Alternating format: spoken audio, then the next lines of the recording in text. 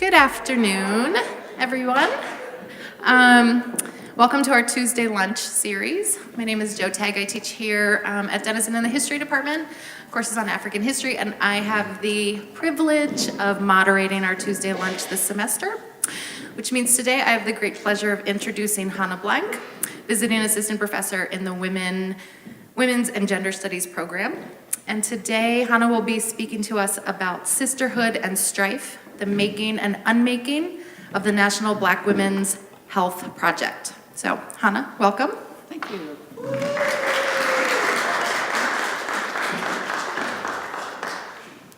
So before I start, I think a few acknowledgments are in order because this paper would not have been possible, none of this research would have been possible without the help of a bunch of very able archivists and also some of the members of the National Black Women's Health Project. So since this is going into the record and is being recorded, my thanks to Holly Smith, college archivist at Spelman College, to Maureen Callahan and Beth Myers at the Sophia Smith Collection at Smith College, to Laura Mitchum, director of the Sally Bingham Collection for Women's History and Culture at Duke University, and Kelly Wooten, who is also at Duke, to Loretta Ross and Byllye Avery of the National Black Women's Health Project, and to Derek Mosley at the Auburn Avenue Research Library on African American History and Culture in the city of Atlanta. The National Black Women's Health Project was born and raised in the South, and I argue that this matters. The founder, Byllye Avery, chose Atlanta intentionally. She'd already spent a lot of years doing feminist health work with predominantly white feminists in Gainesville, Florida. But in order to be able to successfully focus her work on black women, she had to go where there were enough like-minded black women to help her get her ideas off the ground. There were, of course, many other options. She could have gone to Oakland, to New York City, to Chicago, to Washington, D.C. All of those could have been reasonable options. But Atlanta, the Black Mecca, with its long history as a hub of black business, historically black colleges and universities, social organizations, churches, and progressive cultural activity, including its central role in the civil rights movement, was the place that she chose. Now, to put this in context, I need to say a short word about the wider feminist women's health movement and how historians up until now have understood that it worked. Most of the feminist health movement of the 60s and 70s that's been covered by historians was dominated by college-educated white women and was geographically centered in the Northeast, from Washington, D.C. up to Boston, or on the West Coast, particularly in California. If people, including historians, know anything about the feminist women's health movement, they tend to think of it as a white movement with women from big coastal cities performing GYN exams on one another and opening abortion clinics. And that's not wrong. There was a lot of that going on, and it was radical and valuable. But the point of my work on feminist health in the South, and the contribution that I'm trying to make to this conversation, is to correct the impression that's given in the existing history that these women and those areas somehow cornered the market on feminist health, that it didn't exist in places outside of the Northeast or California, and that it always looked pretty much the same. I also argue that the fact that Southern health feminists worked in the South and chose to work in the South matters, and that it shaped what they did and how they did it. The National Black Women's Health Project is a fantastic example of this. It wasn't coastal, it wasn't white, it wasn't interested in performing GYN exams, and it never for a moment offered abortion services. What it did was radical in an entirely different direction, and it did it in Atlanta, in a place where, as Byllye Avery, the founder, said, it was possible to make a special magic at a special time. Atlanta, unfortunately, also ultimately proved to be the backdrop for the project's near demise. In the end, a clash of loyalties, methodological priorities, and institutional orientations divided this group of very driven, intelligent, determined women who had for so long worked as devoted sisters in the grassroots of black women's health. I argue that there is no coincidence that as the dust settled, the National Black Women's Health Project ultimately changed its location as well as its sort of corporate direction, leaving the South and the grassroots behind it as it moved to Washington, D.C. The National Black Women's Health Movement began, rather unsurprisingly, because a black woman got frustrated. Health feminism, rooted in 1960s experiences of its mostly white, college-educating founding mothers, tended to take a lot of things for granted. For instance, white health feminists tended to presume that most women had access to doctors.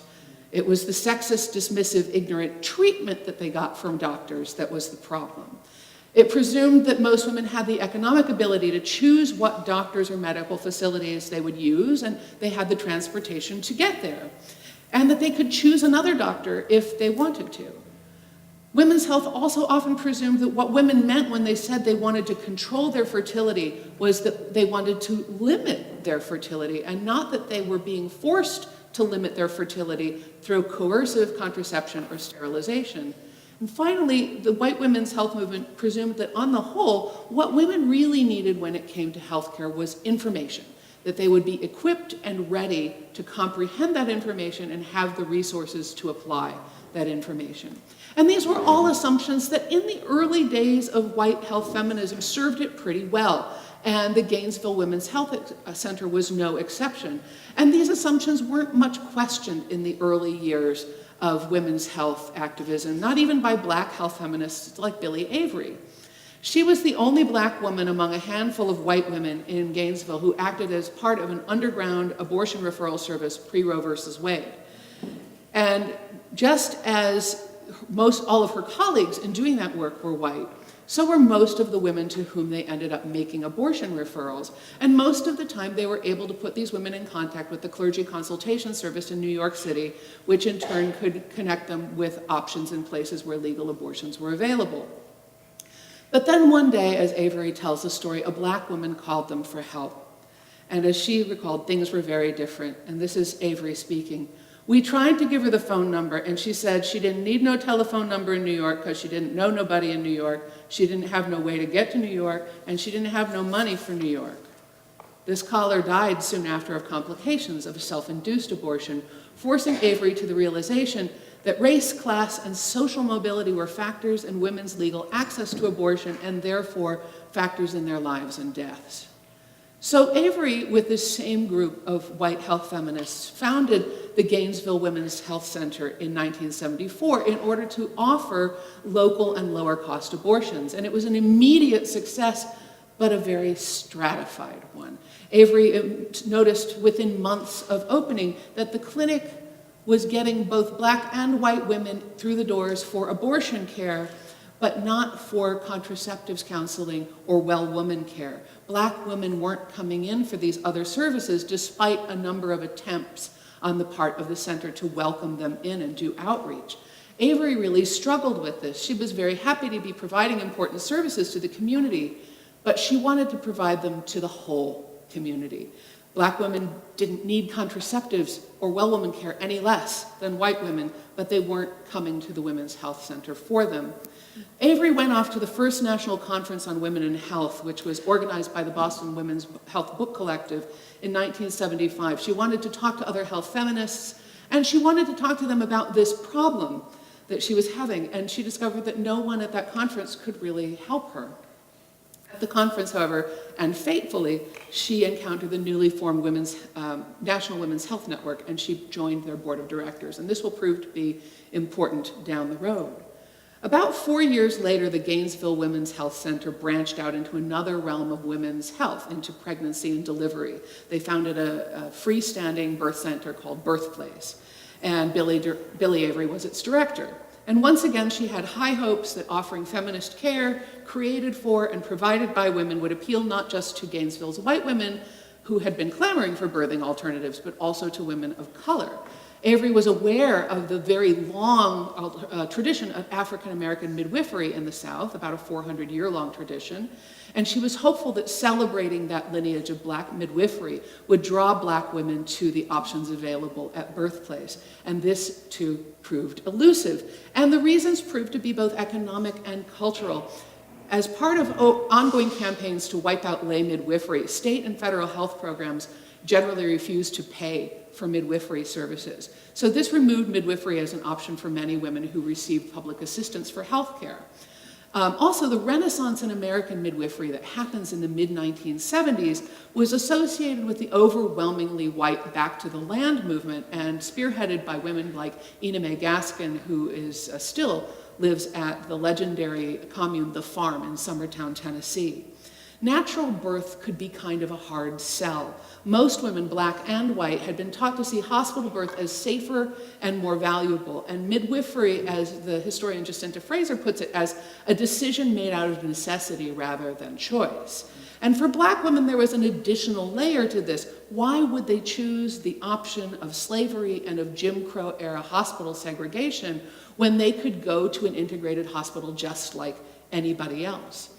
Non-hospital birthing resources in the 70s were an au courant cultural alternative that was utilized mostly by women who had the ability to afford to make a statement. And it was in this moment that Avery says she began to look at herself as a black woman. Before that time, she said, I had been looking at myself just as a woman. And this crucial bit of politicization followed a pretty familiar pattern, one that a lot of other black feminists had already experienced as they realized, in the words of legendary black feminist Frances Beale, the double jeopardy of being both black and female. This led to a key development in Avery's thinking. She developed this notion of the conspiracy of silence, a culture of protective avoidance, not too dissimilar to what Darlene Clark Hines calls the culture of dissemblance in her work on black women and experiences of rape. And basically what both Avery and Hine mean by this is that for black women, there's a taboo on talking about problems and addressing their personal and health issues because not acknowledging these deep personal vulnerabilities is a way to shelter them. The task of creating discourse in these silent spaces in black women's lives became a huge focus for Byllye Avery, who felt that it would have a huge impact on black women's health. She raised this problem to her fellow board members at the National Women's Health Network, and within a year, she had received the go-ahead from the National Women's Health Network to form a nucleus of what became the Black Women's Health Project as a 2-year project funded by the National Women's Health Network. But in order for this mission to succeed, Byllye Avery realized she was going to have to be somewhere bigger than Gainesville, Florida. She chose Atlanta, and as I've said, she chose it for its cluster of historically black colleges and universities, its civil rights history, its rising tide of black city leaders, and its status as the largest city in the South. And this was where she decided to plan the first ever national conference on black women's health, which happens in 1983. And I always invite people to just think about that for a minute. It took until 1983 for there to be a national conference on black women's health in this country. So Avery moves in 1981 to Atlanta, and the time and the place were right. An all-black women planning committee met for 2 years to plan this watershed event held on the campus of Spelman College, where black feminism was finally becoming institutionally established. In 1981, Spelman had received a grant from the Charles Stewart Mott Foundation that enabled Beverly Guy Sheftall to create its Women's Research and Resource Center, which was the first national center for research by and about women of African descent. So there's this burgeoning group of black women centering around that Women's Resource Center at Spelman, who became part of the group of black feminist women who were willing to throw their time, their institutional connections, and their energy behind Byllye Avery's work. One of those women was a woman named Lillie Allen. She was then the Rockefeller Fellow in Population at the Morehouse School of Medicine, and she was an experienced social justice worker and organizer.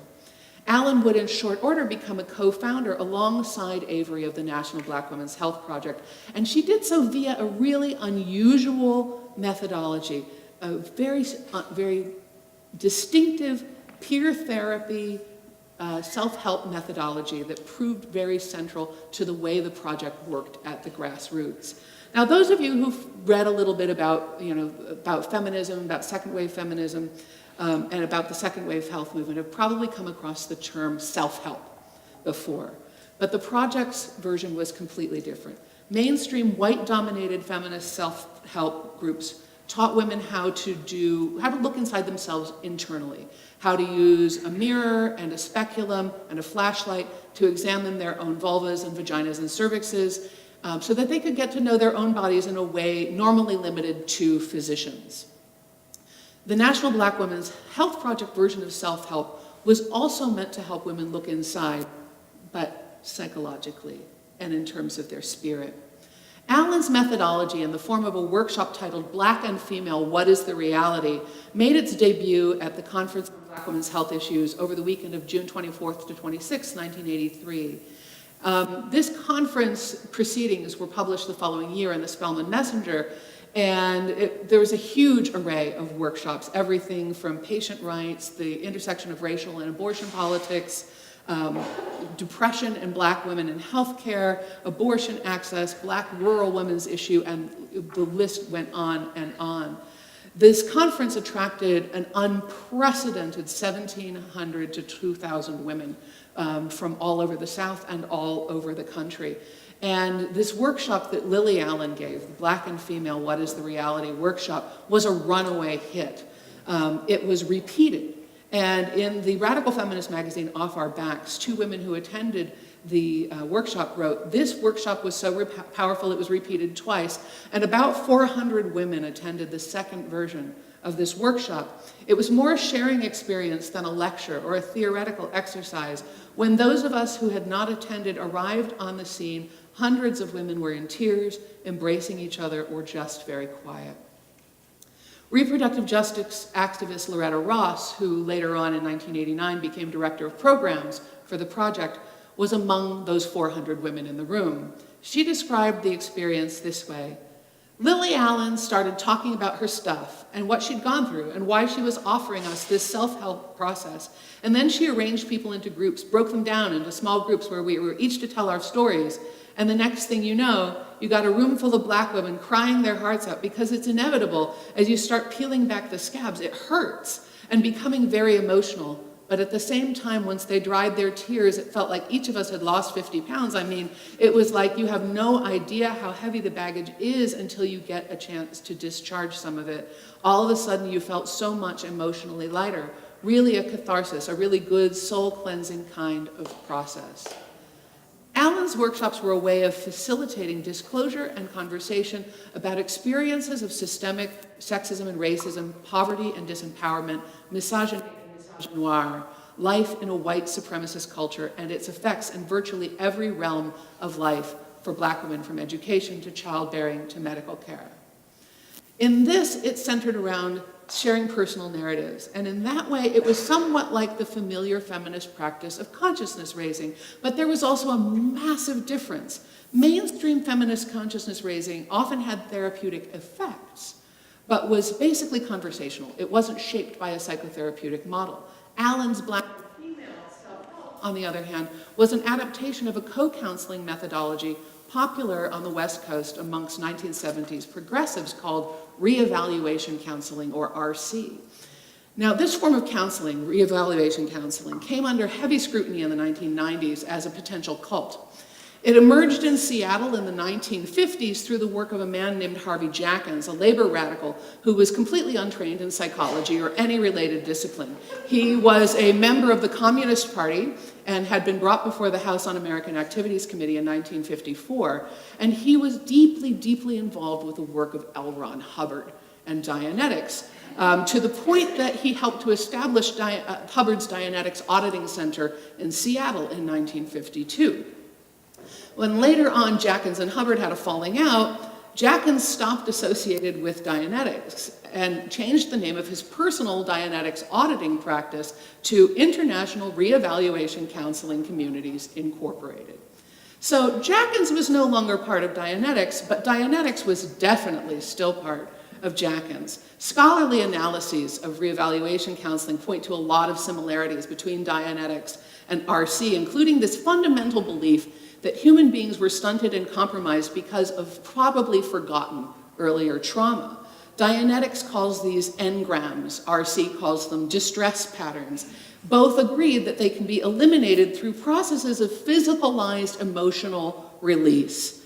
So laughing, crying, yelling, stomping, screaming, and other kinds of outbursts. These cathartic releases would be overseen and enabled by a trained layperson that Dianetics calls an auditor and Jackins called a co-counselor. Once this clearing, as both Dianetics and RC call it, could be made to happen, the individual would sort of spontaneously reemerge, integrated, creative, dynamic, highly intelligent. So the supposed therapeutic mechanism of RC, based as it was in the rejection of social norms and lots of emotional outbursts, had a certain spirit that a lot of people in the old left found very satisfying. And the forcefulness of your cathartic outburst in RC counseling was part of the proof of its efficacy. As Beryl Satter wrote in her scholarship on the RC movement, provoking this outburst becomes the goal of the RC facilitator. So again, RC and typical feminist consciousness raising, they have this similarity that they both center around the sharing of personal narrative. But the goal of consciousness raising was to help feminists see sexism in action as it played out in their daily lives. Whereas the goal of reevaluation counseling was this sweeping, boundary-free validation of individual emotion, explicitly denying the value and the influence of larger social and cultural systems. So these two outlooks, seemingly pretty diametrically opposed, are both part of what Lillie Allen decides to do with her transformation of RC. She had been a stalwart fan of RC and then became disenchanted with this dismissal of larger social and cultural systems. As she would later say in an interview, they wanted to talk about social change, but I couldn't ignore that I was the only black person in the room and they didn't want me to talk about that. Breaking from the RC movement and working from her own experiences of recognizing and confronting colorism in black communities and her own internalized racism, she developed this variation on the RC process that targeted the intersection of race and gender. As Yael Silliman wrote, with black and female, Allen successfully politicized reevaluation counseling and called it self-help. Allen's insistence on this therapeutic value of self-disclosure and catharsis dovetailed gorgeously with Byllye Avery's insistence on this conspiracy of silence and her theory of this culture of silence. Allen's model of self-help thus became the means through which the brand new National Black Women's Health Project set about empowering black women to recognize and analyze the components of their internalized oppression, whether it was sexist, racist, or classist, in order to re-envision what their health and wellness might be able to look like. By 1984, there were more than a dozen chapters formed around groups of women who were willing to commit to regular self-help sessions. And by 1989, according to Loretta Ross's figures, there were 619 self-help groups in 130 chapters across 22 states, with a total of about 2,000 dues-paying members, and not everybody reported back to the Mother House on a regular basis, so those numbers may be a little off. Participants in these groups eagerly took the opportunity to tell their stories and fully experience their own emotional reactions in supportive settings where support and solidarity could develop. As Patricia Hill Collins explains in Black Feminist Thought, the three most common safe spaces for black women have been in black women's relationships with one another, in African American churches such as HBCUs and black churches, and in black women's sororal organizations. And the National Black Women's Health Project was all three. One woman writing under the name Sister Francesca described her experience of self-help in the newsletter. It's called Vital Signs. And she told her story of several years of incest at her father's hands to the group, with Lillie Allen standing behind her, guiding her as co-counseling facilitator. And this is Sister Francesca speaking. Lillie Allen takes me back to the first feeling of abandonment I experienced. Dark, quiet, preparing to leave this place, continual impulse occurring, trying to suck me through this opening. Impulse stops, it's quieter. I'm alone, I'm stuck. I come back into the room filled with black women. The impulse is occurring in me now, getting stronger, pushing. Lillie is talking. I don't hear her clearly. My body is slipping, the impulse strengthening. Suddenly, I am sliding down. The women on all sides are holding me. I stream through their arms in a quick spurt. I land. My journey ends. I cry with the innocence of a newborn. Regular participation in self-help was believed not just to create the psychological basis from which Black women could pursue improving their lives, but also in itself to be to some extent health-creating. As National Black Women's Health Project member and self-helper Valerie Boyd wrote, "When we dare to break the conspiracy of silence, we begin our journey back to ourselves, our journey back to self and connectedness. When we dare to break the conspiracy of silence, we allow ourselves with curious minds, responsive eyes, and slightly timid hearts to revel in our revelation. When we dare to break the conspiracy of silence, we allow ourselves with little surprise to recognize each other as the treasures that we are. And when we fulfill this mission, we will have no need for any healing art, for then we will already be whole." Allen's model of self-help had this remarkable ability to draw women into community, and it fit Avery's pioneering vision of Black women driving their own holistic feminist self-help health movement. For many people, the project and its Atlanta mother house came to symbolize this new way of imagining and encouraging health. It gave women great pride and hope to know that this group and this space existed where Black women from across the South and around the world visited, met, ate, talked, wept, and celebrated. Self-help forged really intense, deeply emotional attachments between women and the project. But self-help alone could not eliminate the problems that self-help revealed, and neither, as it turned out, could it sustain the project. At the time that Lillie Allen created it, her model of self-help was unique and uniquely suited to revealing the impacts of what is now called in the literature the social determinants of health. As the project deployed it, self-help was crucial to creating a Black women's health discourse that was sufficiently centrist to attract a broad population of women, as well as sufficiently radical to let Black women temporarily deny the claims of respectability politics and uplift agendas, to name, claim, and mourn their losses and sorrows in the name of growth and change. This is really remarkable in many, many ways, not least that this is a moment where, in the face of Reagan-era right-wing health and welfare politics and the emergence of a substantial, radical anti-abortion activism, other feminist health organizations are very much on the defensive. They're narrowing their focus to self-protection. Reproductivity-centric feminist health organizations were just battening the hatches. That was pretty much all they could do. And at the same time, the National Black Women's Health Project is busy trying to think Black women's health and Black women's wholeness into being through this radical, wide-angle lens.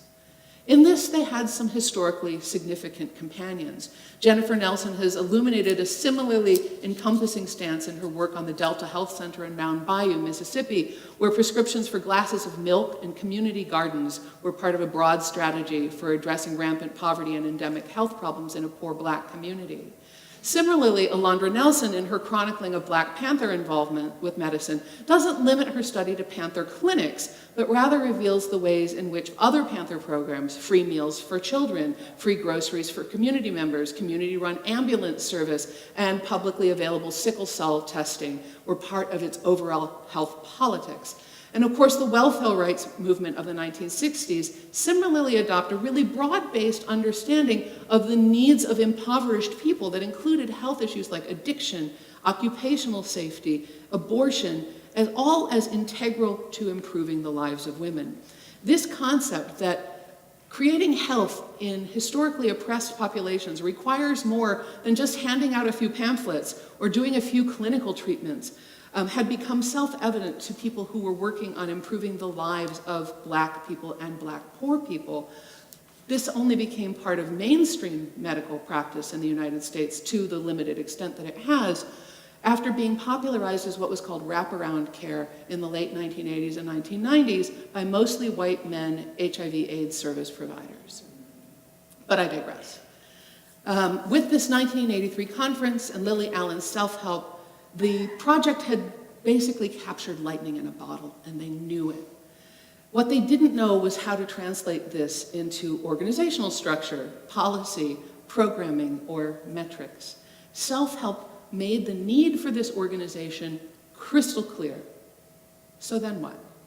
A network of self-help chapters was not going to magically turn itself into a centrally organized body with well-developed, well-characterized policy and procedures. It wasn't going to magically get Black women into doctors' offices either, or if it was, there was no way to track it, measure it, or see what effect it had.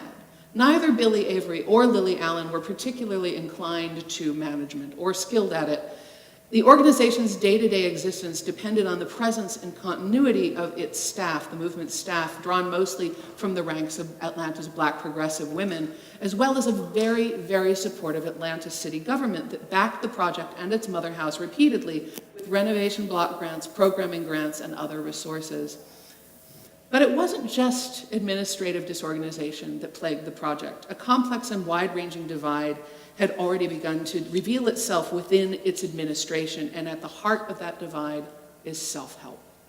Byllye Avery, along with other core members of the Atlanta headquarters, had grown more interested and invested in figuring out how to translate the project's community building and consciousness raising into measurable health gains.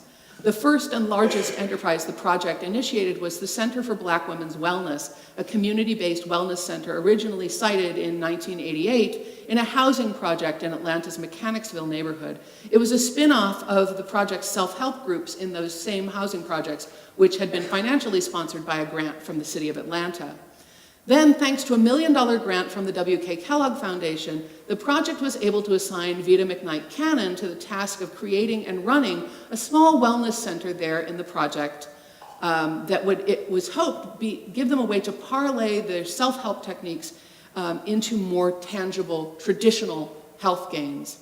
An early promotional pamphlet describes the Center for Black Women's Wellness as offering clinical services such as blood pressure evaluation, pap smears, pregnancy tests, and HIV tests, as well as federal aid assistance certification, GED preparation, and wellness through economic self-sufficiency activities. The center eventually became successful enough that it went on to survive on its own as a separate nonprofit. It's still in business today. But archival materials show that early on, administrators weren't very skilled at translating their activities into the kinds of metrics that funders used to determine effectiveness. It soon lost its Kellogg Foundation funding, and it struggled to meet its own programmatic goals while dealing with the bureaucratic and record-keeping demands of both funders and the state. Avery spearheaded some other successful initiatives between 1988 and 1995. In 1991, she started a new program called Walking for Wellness. It was the first actual physical intervention that the project instigated as a membership activity for all of its members. Avery was also strongly in support of the creation of a self-help health reference book modeled on the lines of the famous Our Bodies, Ourselves. And in 1994, Body and Soul, The Black Woman's Guide to Physical Health and Emotional Well-Being was published. This remains a sturdy, often recommended source for Black women's health. The fact that we haven't really had an update since 1994 should tell you something. But we shouldn't mistake successful, visible, public-facing projects as signs of organizational health. In many ways, these projects were, for the National Black Women's Health Project, more the equivalent of the classic relationship mistake where a couple in a failing marriage decides to have another baby. By the time Body and Soul was published, a rivalry had developed between Allen and Avery, and the rest of the administration was taking sides. Loretta Ross describes it succinctly. Who's in charge? Is it the woman who's the mother of the self-help process, or is it the woman who's the mother of the organization that creates the space for the self-help process? At this point, Byllye Avery was no longer engaging in self-help. Her view of its effectiveness had changed, and much of the project administration followed her lead. In 1991, the project's Board of Directors Public Policy Committee wrote, "No one can self-help their way to employment, housing, education, or healthcare when basic access is denied based on the discriminatory practices of employers, lenders, and service providers. Promoting self-help solutions as the logic to resolve the issues of lack of access and opportunity in a free society leads to the faulty conclusion that the victims of discrimination are somehow to blame for the outcomes of practices and policies that have been used against them." Newer members of the project, a somewhat younger group with professional rather than activist backgrounds, as Avery said, didn't want to talk about their remembered pain. They wanted to talk about how to get more black women to get pap smears. Self-help, as far as they were concerned, was a useful tool, but not a reason for being. Lillie Allen and her supporters, on the other hand, believed ongoing participation in self-help was crucial, not just to black women's well-being, but to the organization. The rancor was palpable. Allen believed that without the organizers participating in self-help, their credibility and their integrity would go downhill. And Avery and her loyalists believed, and not without reason, that self-help's limits had revealed themselves. The project at this time is also having financial problems. This is a combination of poor management and poor budgeting, unpredictable revenue streams thanks in part to inadequately structured financial relationships with chapters and members, and the ever unpredictable grant cycle. Even the most sympathetic funders grew frustrated when the project was repeatedly unable to furnish proper metrics to prove return on investment. But on the other hand, how could any organization have quantified the health gains of psychological catharsis or put a number on what it means to no longer feel alone with your misery? Perhaps most divisively of all, in 1989, Byllye Avery was awarded both the Essence Magazine Award for Community Service and a MacArthur Foundation Fellowship for Social Contribution, one of those large, no-strings-attached monetary awards, colloquially known as a genius grant. Avery maintained that she was merely one of many people involved in making the project work, but the outside world singled her out. These awards proclaimed Avery was the visionary leader in the organization in ways that couldn't be ignored. She had been personally handed a large sum of money and international recognition while the project struggled to pay its bills and figure out how to manage itself. Lillie Allen, on the other hand, desperately believed in her self-help methodology. She knew exactly how formative it had been and how foundational it had been to the project, and yet she was being increasingly eclipsed by Avery's stardom. The board of directors and the staff were wrestling with the problem of having these two visionary leaders, neither of whom were competent managers, and an organization that had become too big and too heavily staffed to function well without some kind of structure, which it also lacked. As tensions mounted, staffers turned against one another. Loretta Ross, in an interview that I did with her, remembers not only physical altercations in the office, but one memorable day on which a staffer, leery of the potential of losing her job in the tense, unpredictable organizational climate, put a pistol on the corner of her desk as a warning to anybody who might try to unseat her. Something clearly had to give, and what gave was the project. In the summer of 1990, Avery acknowledged her lack of managerial skill and stepped aside into an oversight role. The project hired an executive director, Julia Scott, to oversee day-to-day operations. Avery and Scott together terminated Lillie Allen's contract. Allen left the project for good. In an effort to balance their books, Scott and Avery also terminated the contracts of many other core project consultants and employees, including Loretta Ross. Avery would later characterize this split as a divorce. In many ways, as Avery recognized, the National Black Women's Health Project thus ceased to exist. Without its visionary leadership, the project flattened out. It became less ambitious, and it turned its attention increasingly to policy and lobbying rather than grassroots action. The organization remained based in Atlanta until 1995, but after Byllye stepped down in 1991, it really was not the same. For Avery, Atlanta had proven to be exactly what she wanted it to be. It was fertile soil in which to grow the grassroots.